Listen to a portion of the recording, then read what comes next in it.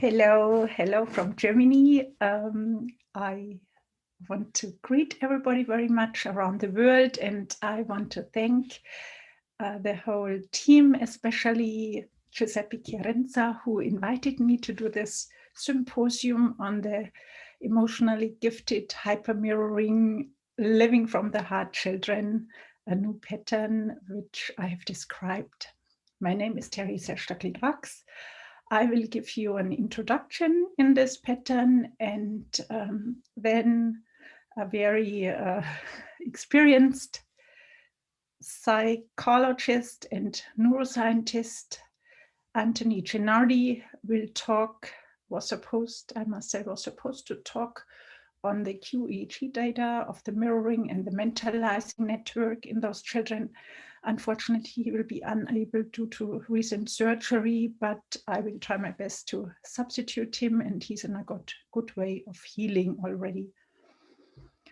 Yeah, then I will continue to talk on a specific EEG signature, which everybody could find in a normal 19-channel EEG. Then Marie-Louise Drax will give clinical examples so everybody understands better what type of children we are talking about. And in the end, I will give therapeutic and handling approaches to create the most thriving environment for those children. Now I'm going into the presentation mode, and I'm very happy to be able to talk to you all about those children. Now, give me a second. It should work. Now you should see the presentation. I already talked about the topic. Now I want to introduce myself. Okay, yes, that's me. I am a pediatrician and I trained in Munich and sometime at the Tufts University in Boston. And then I did my specialization at the University Hospital, at the University Children's Hospital in Munich. And my subspecialty was in developmental neurology. Since 2001, I have my own neurodevelopmental practice, and I started to do brain maps. My clientele are mostly children with ADD, ADHD, dyslexia, autism spectrum disorder, emotional problems, and lately a lot about hypersensitivity and the new topic of hypermirroring, which this symposium is about. I'm a certified neurofeedback therapist, and I have now looked into a lot of therapies, other therapies, emotion body therapy, systemic child and youth therapy, and diverse approaches, diagnostic and therapeutic for school performance, auditory processing, emotion management, and so. I'm also doing brain spotting, and my research interest is in those emotional and social giftedness. The study I'm talking about is on hypermirroring with increased empathy, social awareness, and engagement. And this year I wrote a book with the title Living from the Heart, the Emotionally Gifted Child. Now I want to talk a little bit about Dick Anthony Gennardi. He's a very experienced psychologist, psychotherapist. He had a lot of positions in the US. He's now retired. I learned a lot from him regarding neurotherapy, brain mapping, therapy planning, neurofeedback. And I'm happy that he was willing to join me here. But as I told you, unfortunately, he cannot make it at this moment in time, but he's recovering, and I should greet you from him very well, very much. The other person who is joining the symposium is Marie-Louise Drax. She's also from Munich. She just is finishing her study of medicine in Vienna. She has written her thesis on the isolated corpus callosum agenesis, the socioeconomic outcome factors at the Department of Neuropediatrics at the University of Vienna. She has already made a lot of experiences in internal medicine, surgery, pediatrics, and pediatric surgery. And she has done a lot of really cool electives in Bucaramanga, Colombia. She has done pediatrics in Kampala, Uganda. She has looked into public health, and in Germany, in Hamburg, Munich, and Bad Reichenhall. She has also done electives, and I'm very happy that she's joining us here. So now let's jump into the topic. I give you an introduction in the behavioral pattern of hypermirroring emotionally gifted children.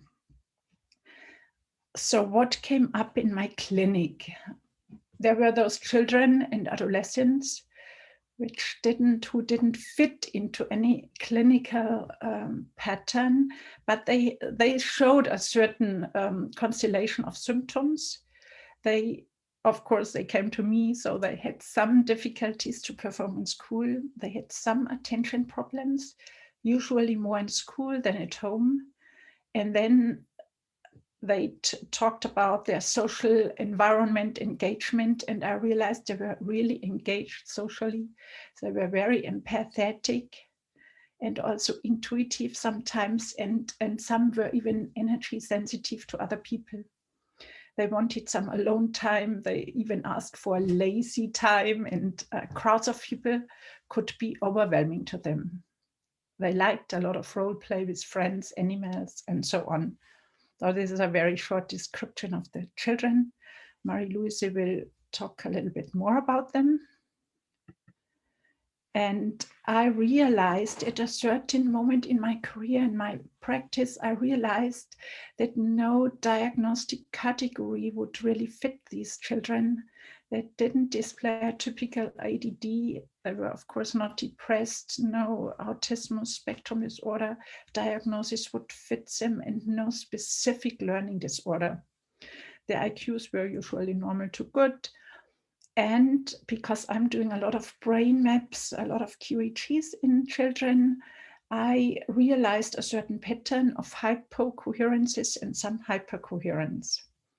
And then I had a chance at a conference on S-Loretta, I could put a question to the panel, and I really asked the panel, I said, I would like to get your combined expertise on some of my patients who display this certain clinical pattern and a pattern on the QEEG. And I had made already a description of those children. I had called them emotionally gifted, and I had handed this out to parents who really could understand it and relate to it. And now I wanted to find out whether this was a real valid category and what could be done to strengthen this. So really, so me as a clinician, pattern-oriented pediatrician, came together with brain science, and there was also psychology involved, and we started, a little group of people came together, and we started to look in the mirror neuron system and their function and all the brain areas involved in the QEEG interpretation. And then we really did a study, and in order to understand better what was going on, we made the assumption that empathy is considered to consist of two major aspects: the affective component, the pre-conscious mirroring, and the more cognitive aspect, the conscious mentalizing and the interaction, of course. And though those children who had come to my practice with this high empathic and social skills, who did occupy them with their social context. And of course, sometimes they didn't really have enough attention for their very own learning tasks. So I had already developed a questionnaire. It was actually add-on questionnaire to my regular standardized questionnaires, which consisted of 11 questions. And for the study, we included 67 children, and we had IQ testing on all of them, digit spans, there were auditory sensitivity measures, and attention measures, actually the IVA, and we had quantitative EEGs on everybody. So here I show you the 11 questions, and they were done with a 5-point Likert scale. They were presented to the parents with the scale, and though we had a rating on those questions.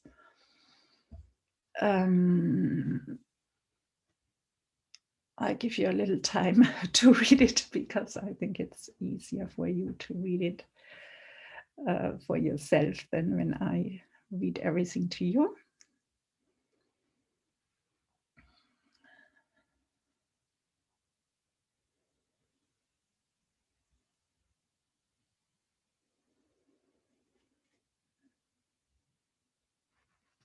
I think now we can go on. And yeah, what also was obtained, and I talk a little bit about this 19-channel EEG as a standard clinical procedure. We artifacted it, and we used the eyes closed recording. So we use standard frequency band, and you can see the exact bands we used. So I give you a little time so you can check what exact bands we used. And a standard low resolution brain electromagnetic tomography, the so-called S-Loretta, was used to estimate the intracerebral electrical sources. And then a log transformed electrical current source density was averaged across the voxels belonging to the regions of interest. And the spheres we used of 2 millimeter of the centroid MNI. Now I show you a little bit more on this. So the regions of interest we choose were based on the mirroring and the metallizing network in the brain. And here is the specification. The mirroring regions chosen were the anterior cingulate cortex, the anterior insula, the inferior parietal lobule, posterior superior temporal sulcus, and the premotor cortex. The mentalizing regions chosen were the medial prefrontal cortex, the posterior cingulate cortex, the precuneus temporal pole, and the temporoparietal junction. And I show you all the areas as well as the MNI coordinates for those of you who are familiar and interested in those specifics. Here again, a visualization of the mirroring and the mentalizing networks. Green is the mirroring and blue the mentalizing. It's from Saki, and I think it's a very nice visualization of the empathy networks in the brain. Here the MNI coordinates, so I'm not reading those to you. Of course, there would be a bit overwhelming, I guess. But so you get an idea how the original study was done and what came out. Interestingly, and I summarize the outcomes and then I show you the visualizations to it. So one factor actually in the factor analysis revealed one factor. First, it was the factor 2, and this factor was related to high affective empathy, increased social awareness and engagement, and we first labeled it as social engagement factor. And interestingly, this factor was uncorrelated to all other factors and was also not correlated to the sensitivity questionnaire, the attention questionnaire, and the integrated visual and auditory continuous performance test, the so-called IVA. And then we decided to do a median split. And so to split the patients high on factor 2 from the patients low on factor 2. And there were also no significant differences between the individuals in gender, age, IQ, IVA task, and inattentiveness and hyperactivity scores. And now I show you all the results. Here you see the factor analysis. And now look at factor 2, which we call social engagement. And I read those specific questions to you. And it's child feels responsible for others, recognizes unrighteousness and tries to support. The next question was, child is able to engage in other people's feelings, recognizes emotions and vibes, atmospheres, has a mature understanding of relationships. And the next one is tends to take care of others, engages in responsibilities of the community. So these were those questions which consisted factor 2. Then there was an emotional instability factor and more hypersensitivity factor. And the last one we called uncertainty. But I'm focusing on the social engagement factor. And here you see this factor 2, the social engagement factor. There were no correlation to neither to the sensitivity questionnaire nor to any parts of the attention questionnaire, not to the IVA task. So it was uncorrelated to everything else. And here you see the median split between the children scoring low on factor 2 and the children scoring high on factor 2 is exactly the same number, 34 and 33. And here you see that there was no significant differences in gender, age, digit span, IQ, and neither on the inattentive and hyperactivity scores nor on the IVA task. There were little differences on some subgroups, but the main scores were completely no significant differences. And here's a screen plot for the hypermirroring questionnaire, so you can see how the distribution worked. And now I want to show you the so-called new hypermirroring questionnaire, which is actually an unfolding from the original factor 2 questions, because I think we want now to look forward and to see what is first I had kind of combined a lot of things and now I'm folding it out. And so what really constitutes those children?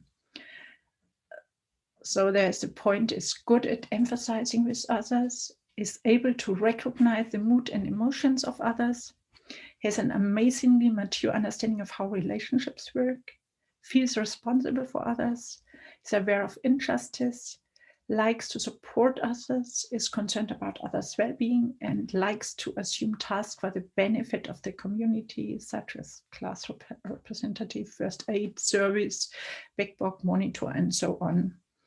So this is what describes those children. And yeah, now I'm going into Dick Anthony Gennardi's presentation, and of course he would have made it a lot more elaborate, I guess, because he's going very deep into topics. But I will at least give you a summary of it. So to start with the summary, the study has already shown that the hypermirroring is what we called hypermirroring is characterized by increased affective empathy and a high expression of social awareness and engagement. And this constellation of children that were coming to my office did not fit in any other DSM-I classification. And that this factor 2, the social engagement factor, was uncorrelated to other factors.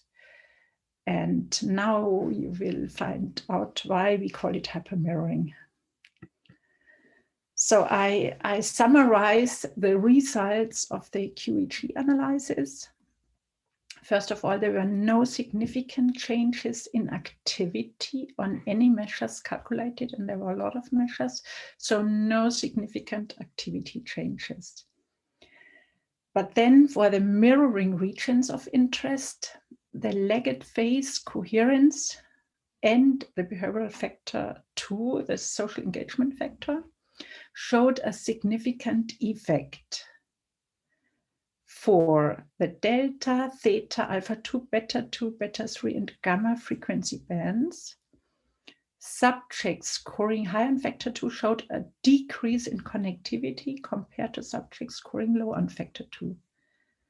And now I think this is the most important finding. For the alpha 1 band, however, an increased legged phase coherence was identified. So please keep this in mind. For the gamma frequency band, there was an inverse correlation with the behavioral measure factor 2. For the mentalizing network, no significant changes were noted on any of the measures calculated. And between the mirroring and the mentalizing network for subjects scoring high versus low on factor 2, there was also a significant effect. And there was a decreased legged phase coherence for all frequency bands. For the alpha 1 and delta frequency bands, however, there was an increase. So keep in mind, again, for the alpha 1 frequency band, there was an increase. Now I show you the pictures to underline this. Here are the regions of interest for mentalizing on the left panel. They are black nodes. In the middle, there are the regions of interest for the mirroring, red nodes. And here on the right side, this is a combination of mentalizing and mirroring regions of interest.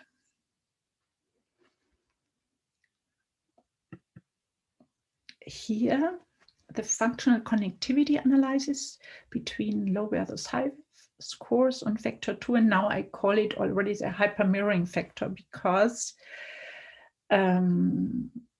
it was, of course, was within the mirroring network and toward the mentalizing network. And here you see for the mirroring regions of interest and the combination of mirroring regions of interest, you see for the delta, theta, alpha 1, alpha 2, you see all the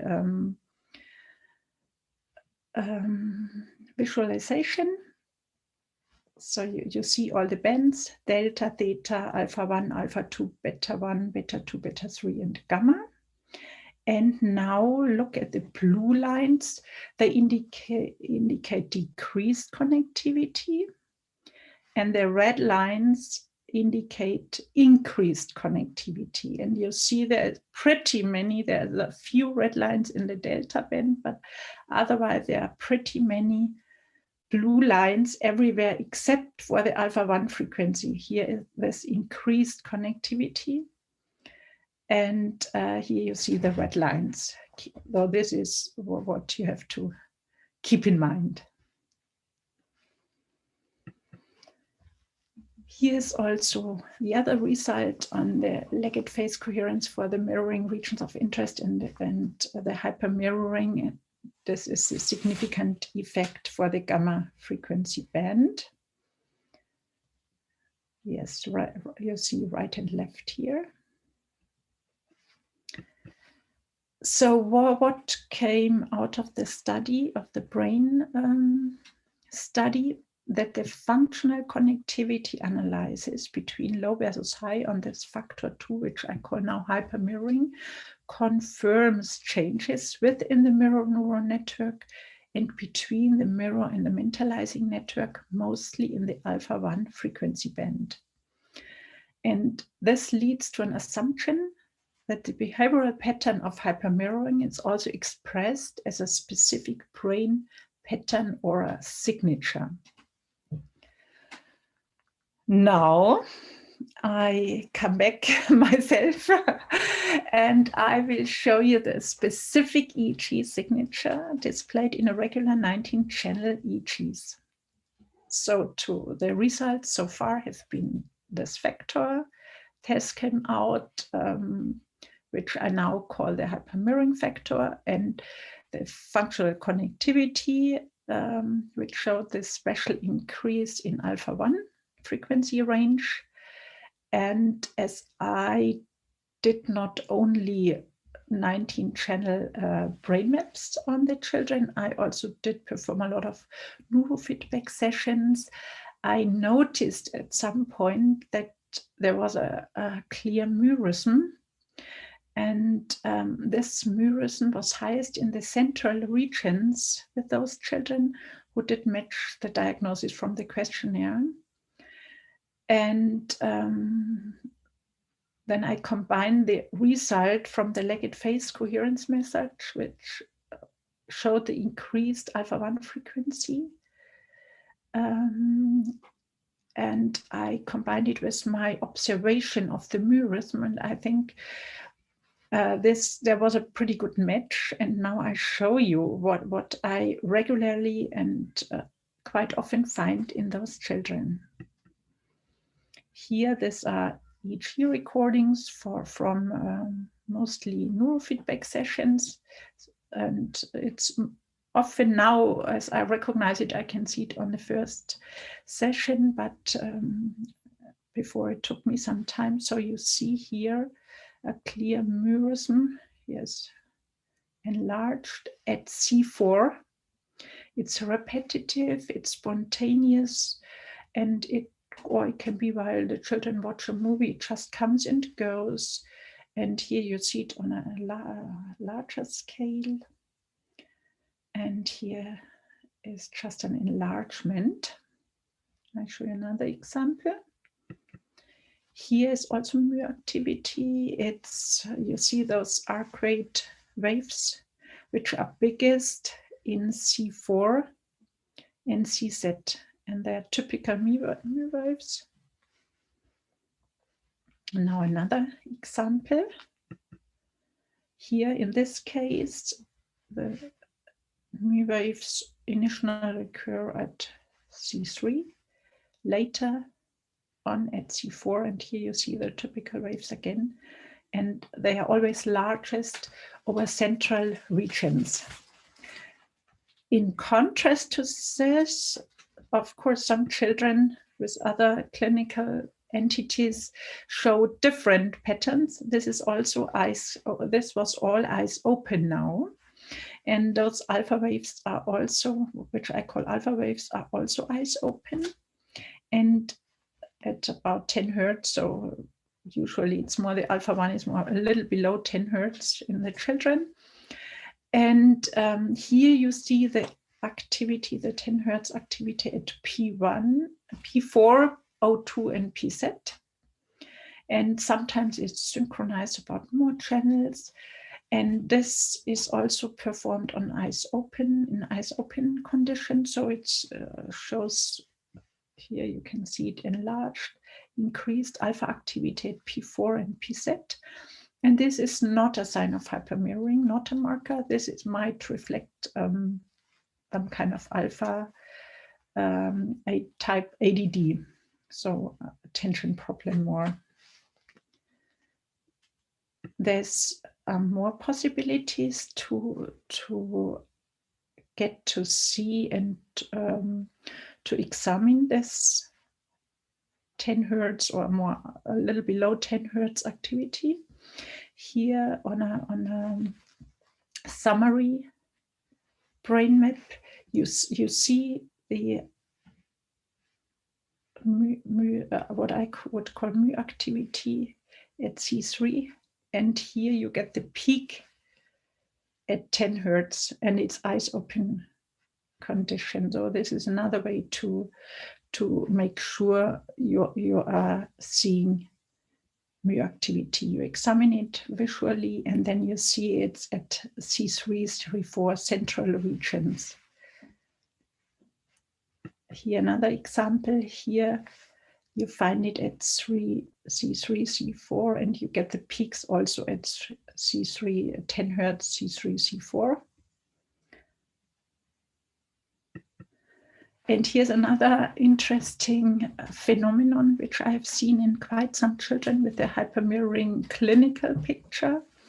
Some show increased gamma activity, so around 28 hertz.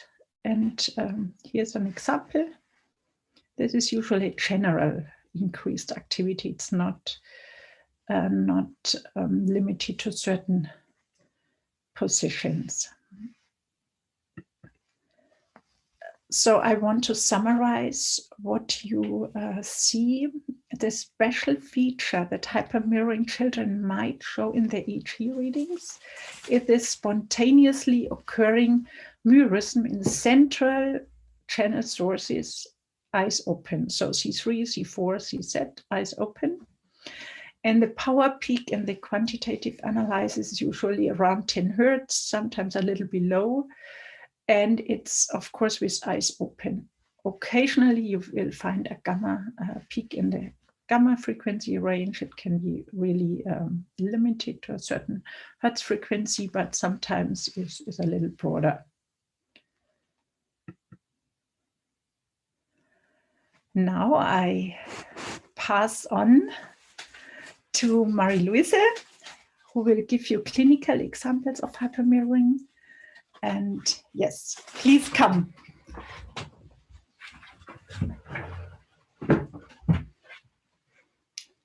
Hello, everyone.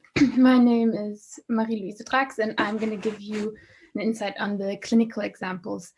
We already heard quite something about them, but I'm just going to go into depth. So the first question is, how do emotionally gifted children present? These children present with the special gift. They are very sensitive to their environment and greatly affected by it, whether it is by noise level in the present, the atmosphere, and other people's emotions, especially if this environment tends to be negative. They easily pick up what is considered right or wrong by watching people's reactions. They do not like loud talkings, harshness, stern remarks, or shrill voices. They tend to be particularly sensitive to criticism and thrive with positive feedback. They want to be asked about their own perceptions and opinions rather than being dominated or silenced. They always wonder about the deeper meaning of things and situations, absorbing their quality on a deeper level than others. They have highly differentiated and strong emotions, and they can tell exactly what a particular situation or person makes them feel. They often ask the big questions around life and death, and it can easily throw them off track if death strikes in their immediate environment. Even if it's just a pet, it's still very emotional for them. They enjoy quiet times in which they are really left alone and given the opportunity to chill out and do nothing or something really boring, as they might put it. They do not want a host of, they don't want to have fixed activities scheduled for every single afternoon.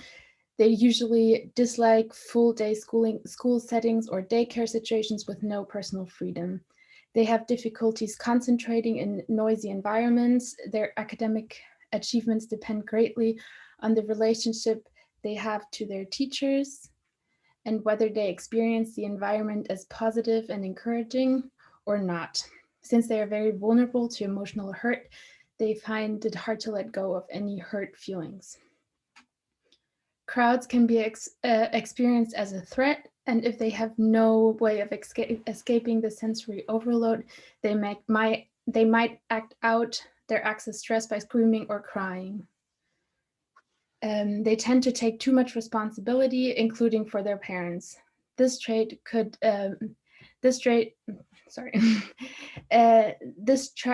combined with their sense of justice might lead to them being bullied by their classmates. And since they are so sensitive to they frequently internalize the critical voices of others and keep reiterating them in their self-talk. So they also can have difficulties falling asleep. So this is how they usually present. Yeah, and so based on what parents said, there was a questionnaire made, and that's how these patterns are tried to like be caught and like to be understood better. And so now I'm also giving clinical examples about positive things parents said about their kids, and then also like case studies. So let's start with Tina. She's 5 years old. She is very socially minded. She likes to take care of younger children, is willing to help out right away if anybody is in trouble. She has a cheerful and positive aura. She's communicative and lively, can engage with things all by herself, and is very adaptive. That's what her parents say about her. Tobias, age 6, is cheerful and cooperative. Martin, age 7, is very open-minded and communicative, very loving. The parents find him very creative. He likes to do handicrafts and to construct things using Lego bricks. He loves singing. Ina, age 9, is socially minded, fair, and generous. Nina, age 9, is very open, cheerful, helpful. She's a popular child. She has the intuitive gift of being able to put herself in other shoes. Incredibly popular, helpful. She's simply a great person. Ludwig, age 9, can be very cooperative, likes to take on assignments, and wants to be independent. Able to have empathy for others. He has an acute sense of situations where somebody needs help and is very good with his hands. Mira, age 9, has tremendous compassion for others, which became clearer even when she was still a baby. She is particularly talented as far as grasping the emotions of the environment, which makes her very sensitive and empathetic. She is very cooperative, likes to paint, read, and play. She is very creative and loves to be outdoors, loves nature. She is very cheerful and open. She tends to reach out to other kids and people in general. She has a very sweet, lively, exuberant personality. From early on, Mira knew exactly what she wanted and also liked to push things through. She has a remarkable sense of justice. She has a knack of grasping an entire room, including the mood everyone is in right away, never missing a beat of what is going on. The moment, however, when she does not fully accept it, when she doesn't feel fully accepted, it puts additional stress on for her. Benny, age 13, was reportedly to be a very polite child. This was the only kind of positive behavior described by his mother. The questionnaire, however, revealed that Benny has many features of emotionally gifted children, which shows that it also depends a lot on the sensitivity and the perception of the observer, whether they realize who they are dealing with. Valentin, age 13, is very respectful in his dealings with others, always ready to help and polite. He always tries to solve conflicts through communication, avoids any kind of violence, including bullying. He also likes to settle disputes among other children. He is very public-minded. He's in the Youth Fire Brigade. He also helps in the first aid service in his school. And the parents of Oliver, age 15, said that the greatest gift is his empathy, his sense of humor, of other beings, his sense of other human beings and creatures. He can see and feel the relationship between individuals. He has clear-cut values. He loves animals of all kinds, and he has great respect for every creature and a strong sense of justice.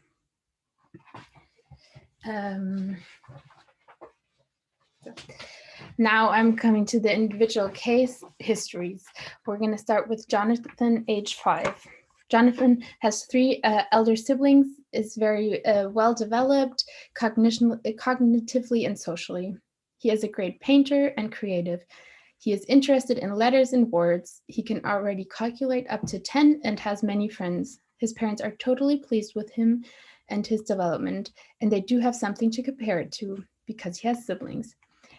They became confused and disconcerted when the kindergarten staff suggested to postpone school enrollment for Jonathan for another year, saying he was very sensitive and not able to assert himself very well and would often share his sandwich with others.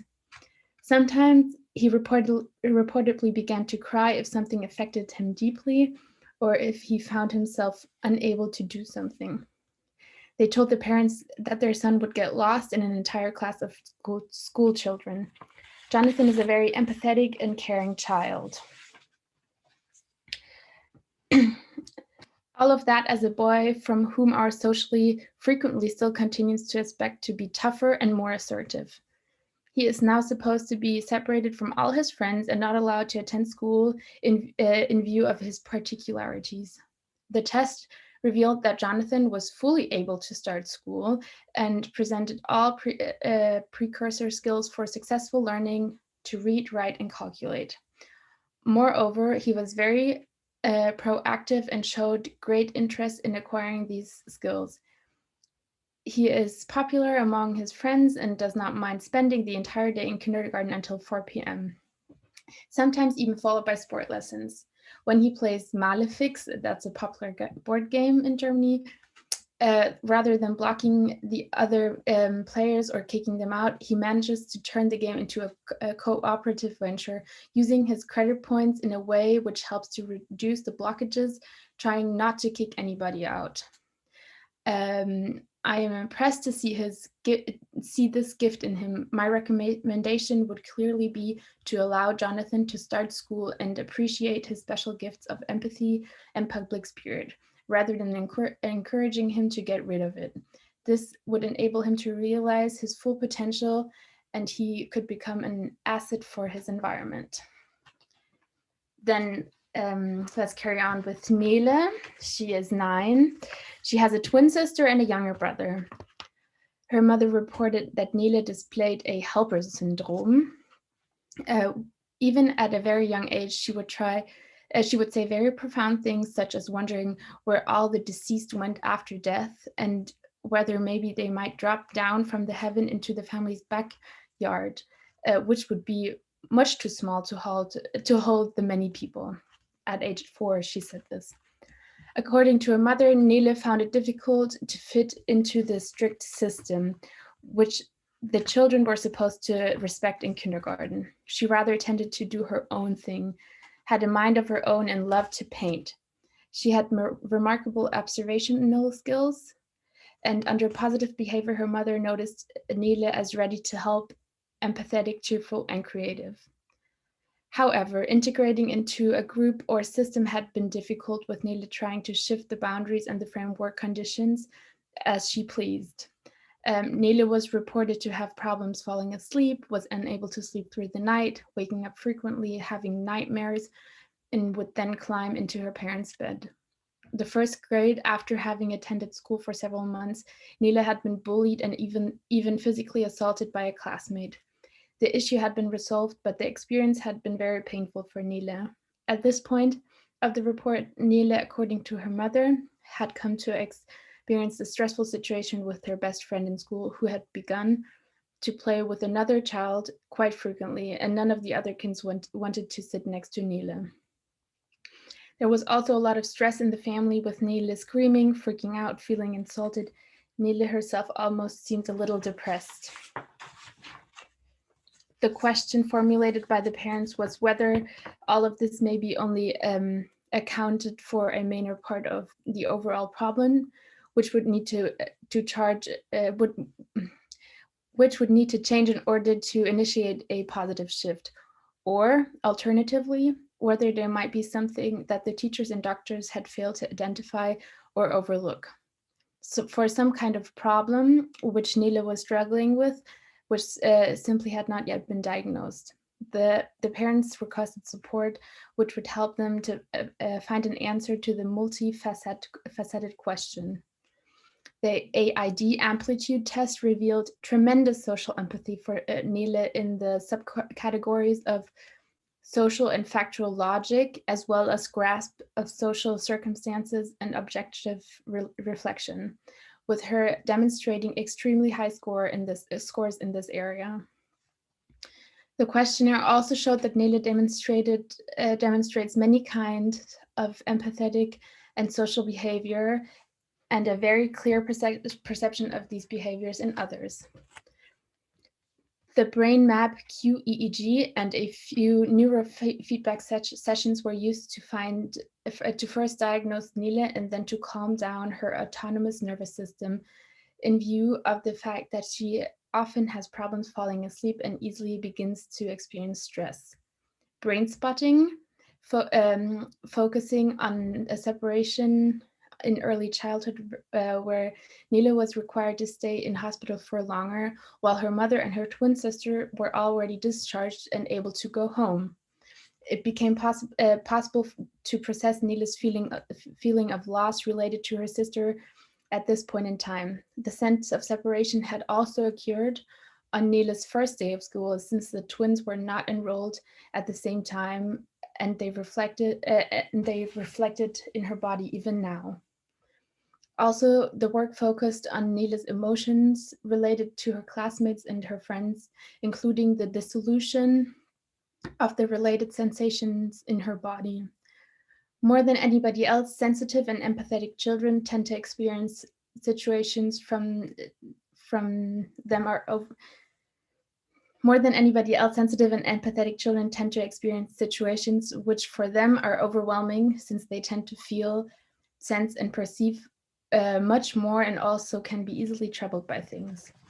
Therefore, it makes sense and is helpful to process potentially traumatizing experience, such as separation after birth. It does not require any long-term therapy, but can be managed in one or just a few sessions. 2 weeks later, the feedback arrived that Nele's problems with friends no longer existed and that everything was going well, both in school and at home. 1 year later, after a severe flu, though, Nele became unbalanced again. But in this case, a single neurofeedback session combined with some emotional work brought about regulation, and it all turned out fine. The last case to be presented is the case of 13-year-old Leander. He was presented in the view of his lack of concentration. Reportedly, he had difficulties to focus on the right thing at the right time. He was easily distracted by minor things and thus unable to maintain his focus when studying. What bothered the parents most, however, was Leander's frequent lying. At the same time, they said Leander was very respectful towards others, very polite, most willing to help. He also tried to solve conflicts by means of communication, detesting any kind of violence, including bullying. They reported that he also frequently became involved in settling disputes between other children and was very committed to serve his community. He also was a part of the youth fire brigade and the first aid service in his school. The test in the questionnaire showed that Leander is a very empathetic boy who is good at putting himself in somebody else's shoes, able to identify the mood and feelings of others, and who demonstrates an amazingly mature understanding about how relationships work. He feels responsible for others, notices any kind of injustice, likes to support others, is concerned about their welfare, and loves to take on chores for the sake of the community. Attention testing revealed perfect scores for Leander. What else could be the origin of his difficulty concentrating then? A conversation with Leander reveals that he is aware of everything going on in his classroom, and anybody not feeling well, his teacher being cranky. Being so acutely aware of all the feelings and moods in his environment makes it harder for him to totally stay focused on himself and the tasks at hand. This kind of problem he does not encounter at home, and therefore he prefers to do his homework at home rather than doing it at lunchtime under supervision, where he would again need to deal with anybody's feelings and emotions and needs. But how is it possible that such a likable, empathetic boy ends up lying so much? It may seem paradoxical at first, but if you are somebody who gets to feel very strongly just how much it hurts your mother if your grades are not as desired, or if you happen to forget something, you would rather try to conceal it. Very empathetic children rather tend to not stand up for themselves because they would hate to disappoint or hurt others and are able to anticipate what it will feel like for their loved ones. It then becomes a learning process for them to tolerate it. For example, there is no way around disappointing a person. Leander is currently in the process of learning all that. With regard to his difficulty concentrating, a few neurofeedback sessions teach him how he can be totally focused on himself, something which he can learn with the help of a specialized training, which I will describe in more detail in the chapter of neurofeedback. It increased his concentration in class. Also, he should and is welcome to spend enough time alone without any group around him, and also being in nature is good for him, since he simply loves being outdoor. As far as sports activities go, he likes exercise, but he does not really like games involving competition, and his family is currently on the look for something better suited for him. So those were the three case studies of the patients, and now to summarize all the great qualities of heart children is they are very good at empathizing with others. They're able to recognize the mood and emotions of others. They have amazingly mature understanding of how relationships work. They feel responsible for others.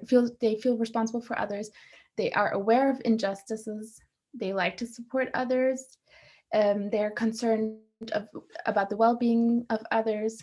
They like to assume tasks for the benefit of the community. We heard that quite a lot with the fire brigade or the first aid service in school. They have a perceptive of somebody's not feeling well.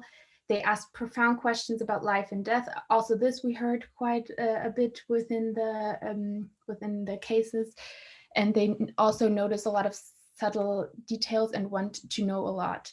I think a lot of these qualities we found in the children. So we can just summarize as a result that these children are very empathetic, socially aware, and also engaged in all of this.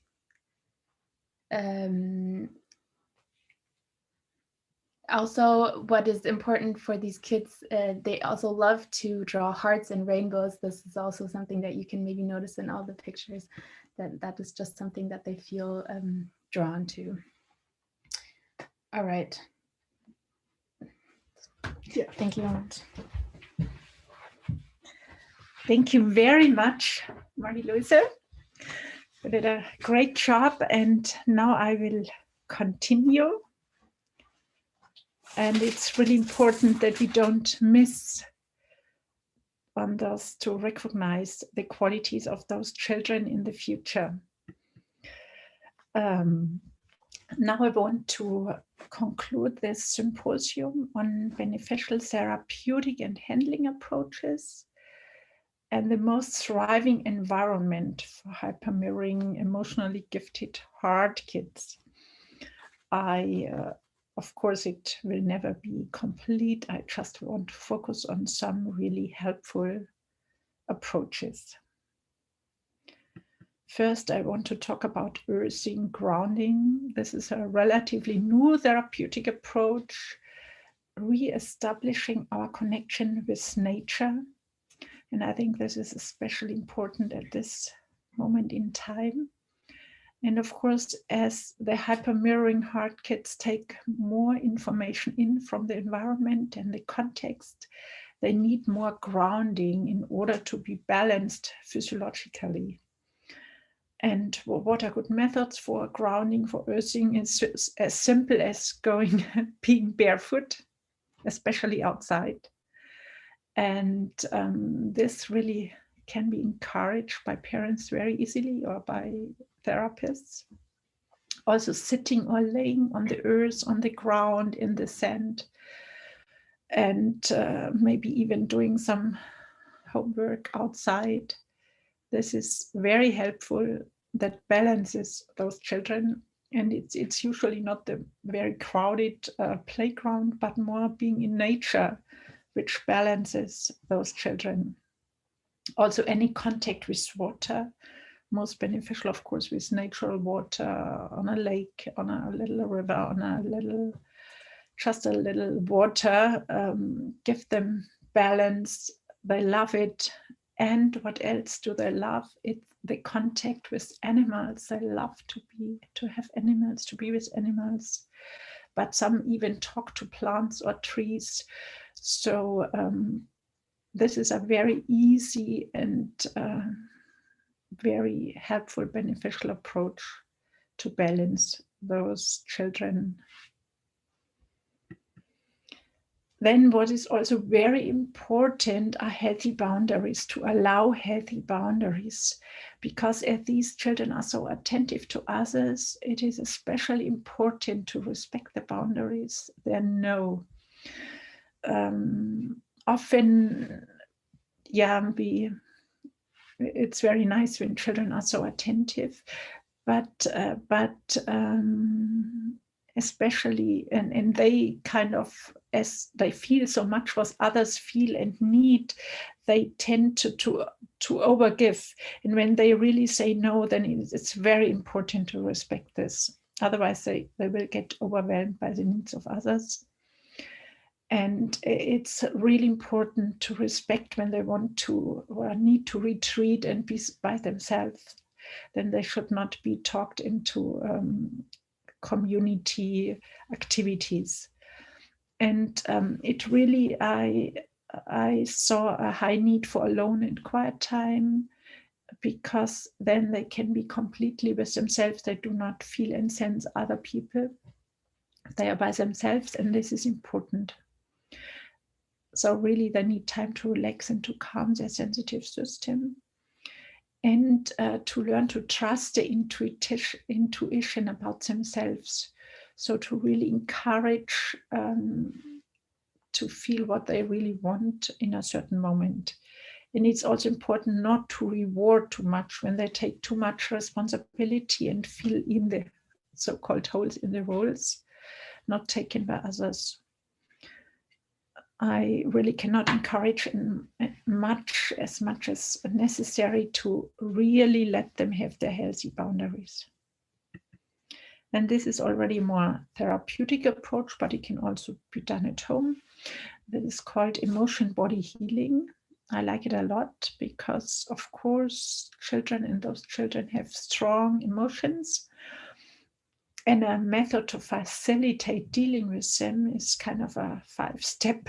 There are 5 easy steps when emotions appear or get too strong. First, to locate it in body. Where do you feel it in your body? And then to greet the emotion, to kind of say hi to the emotion, hi, or the body sensation. Then the next step is to thank the emotion or body sensation. And of course, you have to take some breaths in between. Then accept the emotion or body sensation in love. And at the end, when the system has calmed down already, you can ask the emotion or body sensation what she would wish for and grant it in your mind's eye. And this is really interesting, what wishes emotions can have. And this also helps the children to preserve the boundaries. Of course, it's important to breathe or to encourage breathing in between those steps. This was just a short overview on the emotion body healing, and I only want to make a short overview on brain spotting. This is a technique I love a lot. It was originally discovered by David Grant, and it was kind of a new synthesis of EMDR and somatic experiencing. And he developed it further into a neuro-experiential method. And here the therapist is the space and frame holder to process emotions of overwhelming life events. And of course, those sensitive, empathic, aware children are more sensitive to the environment, and they can get overwhelmed and traumatized in a certain way even more easily.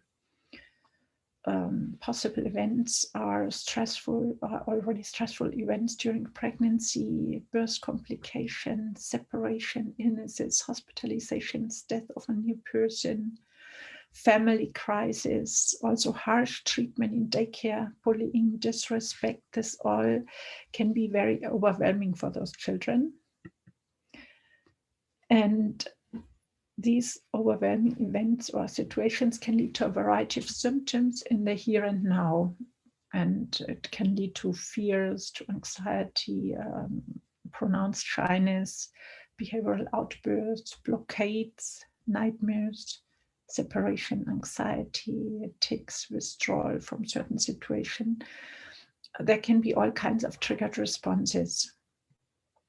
And through when we facilitate the processing of these here and now difficulties, the brain can make the connection to the originally overwhelming event and the triggered reaction. And from this point on, the child is more free and is less triggered. And in brain spotting, to orchestrate this, we need a so-called brain spot, which can be in children a stuffed animal, a point given by a pointer, a gaze spot occurring naturally, a painting, etc. And focusing on this point, on this spot, lead the brain into a state of processing. And we just have to hold the space for this. And then the brain can make new connections. In this way, patterns with little function in the here and now can be resolved. Patterns who have been helpful in the past, but are not helpful in the present anymore. Another method I use a lot is neurofeedback, and you heard it already in the examples. I just want to talk a little bit about this because it would be a huge new subject. But I want to underline my experience to train the default mode network, that is the self-referential network, and I do it in the infraslow frequency. And so it gets strengthened.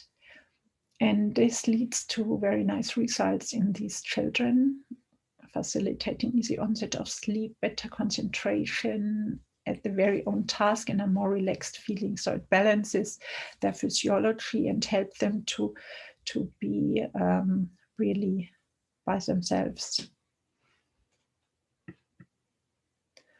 Okay, now you have heard a lot on those children, and to conclude, I want to summarize that hypermirroring reflects emotional giftedness in children, and I call it as living from the heart qualities. Secondly, the observed spontaneous mirrorism in central positions matches the increased alpha-1 coherence within the mirror neuron network and toward the mentalizing network. And this facilitates to diagnose this quality with a regular 19-channel EEG. And I'm even tempted to say that the central mirrorism may also be considered the mirroring frequency of the brain. Of course, we have to do more studies on this. And the original questionnaire is now unfolded into a more comprehensive hypermirroring, emotionally gifted questionnaire. And specific handling and treatment approaches, especially if the children are traumatized, are important for those children to thrive best in their environment. And of course, they have to be further evaluated. Yeah, what are my further research suggestions? I would love people to investigate the mirrorism further regarding location, situation, and behavior, and to do a study on this. I would like to validate the new unfolded hypermirroring emotionally gifted questionnaire in a larger population. I would love to develop a self-rate questionnaire for adolescents. and also to establish further guidelines how to facilitate the development of those hypermirroring emotionally gifted heart kids, so they can achieve their full potential and lead us into a more human society. Thank you, thank you, thank you.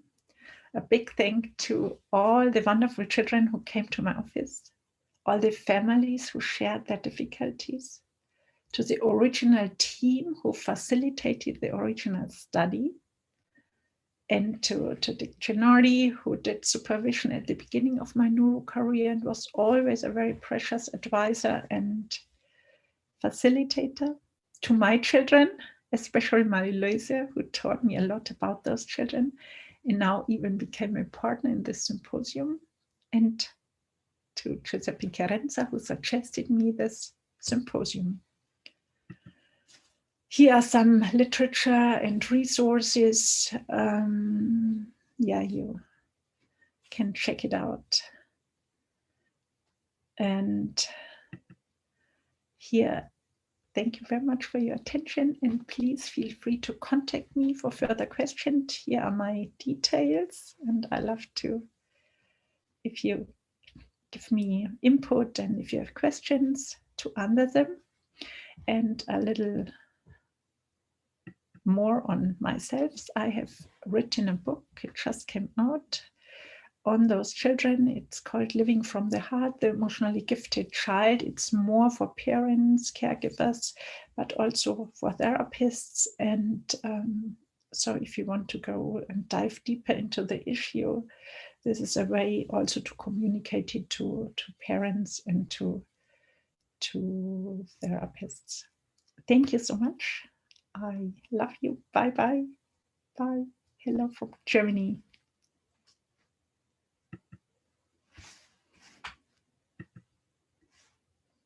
Bye bye.